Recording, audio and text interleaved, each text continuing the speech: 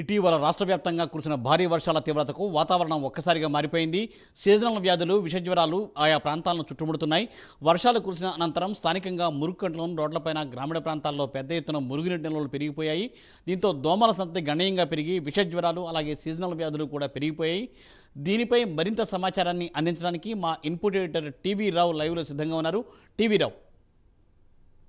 మూర్తి, ఇప్పుడు మనం చూసాం రాష్ట్ర వ్యాప్తంగా ఇక్కడ గుంటూరు కానీ ఇటువైపు ఉత్తరాంధ్ర ప్రాంతాల్లో కానీ ఏ విధంగా ఉందో మన ప్రైమ్ న్యూస్ ప్రతినిధులు మన కళ్ళ కట్టినట్టు చెప్పారు.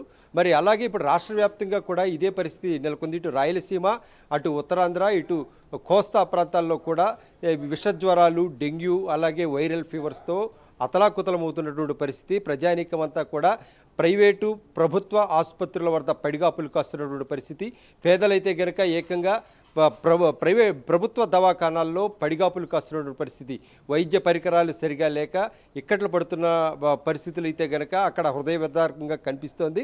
మరి అంతేకాకుండా ఏదైతే వైద్య పరీక్షల పేరిట దవాఖానాల్లో సరిగ్గా పరికరాలు పనిచేయని నేపథ్యంలో వీరంతా కూడా ప్రైవేటు వైద్య పరీక్షా కేంద్రాలకు తరలి వెళ్ళడం, పేదల రోగులు జేబులు ఖాళీ చేసుకుని ఇంటికి తిరిగి రావడం జరుగుతుంది.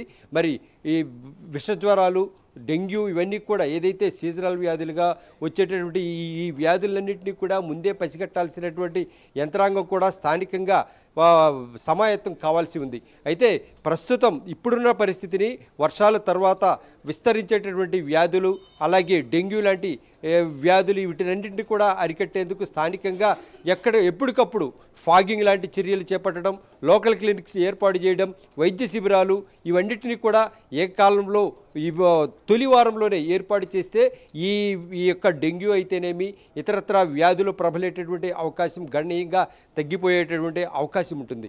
కానీ ఇప్పుడు ఆ పరిస్థితి ఎందుకో అధికారులు ఇంకా వైద్యాధికారులు ఇంకా నిద్రలేచినట్టు లేదు. దీనిపై ప్రభుత్వం కూడా వెంటనే స్పందించాలి. వెంటనే స్పందించి ప్రధానంగా నగరాల్లో అయితే ఏదైతే డ్రైనేజీ కెనాల్స్ ఇంకా ఉన్నటువంటి పరిస్థితి, ఎక్కడికెక్కడ డెబ్రిస్ నిల్వలు కూడా అట్లానే పెరిగిపోతున్నాయి. అంతేకాకుండా ఇక గ్రామీణ ప్రాంతాల విషయానికి వస్తే దోమకాటు ఎక్కువగా ఉండేటటువంటి ఆయా ప్రాంతాల్లో డెంగ్యూ తీవ్రతలు కూడా ఎక్కువగా ఉన్నాయి. వందలాది కిలోమీటర్ల ప్రయాణం చేసి దవాఖానాలకు చేరుకున్నా కూడా వారికి స్థానికంగా సరైన వైద్యం అందక హలో లక్షణ అంటూ అల్లాడుతున్నటువంటి పరిస్థితి. అయితే ఇప్పుడున్నటువంటి టోటల్గా రాష్ట్ర వ్యాప్తంగా ఉన్నటువంటి పరిస్థితి చూస్తే కనుక దవాఖానాలు కిటకిటలాడుతున్నటువంటి పరిస్థితులు అయితే ఇక్కడ కళ్ళకు స్పష్టంగా కనిపిస్తున్నాయి. ఏది ఏమైనా ఇప్పుడున్నటువంటి టోటల్గా వైద్య యంత్రాంగం మరింతగా అప్రమత్తంగా ముందుకు రాకపోతే కనుక ప్రజల జేబులు చిల్లు పట్టం ఖాయం, ప్రజల ఆరోగ్యం మరింత దారుణంగా క్షీణించేటువంటి అవకాశం ఉంది. వ్యాధులు ప్రబలకుండా ఉండేందుకు శానిటరీ డిపార్ట్మెంట్ అయితేనేమి వైద్య ఆరోగ్య సిబ్బంది సూచనలతో మరింత ముందుకు వెళితే ప్రస్తుతం ఉన్నటువంటి ఆరోగ్య విపత్తు నుంచి ప్రజలు సురక్షితంగా బయటకు పడే అవకాశం ఉంది. Murthy, thank you TV Rao. Thanks for updates.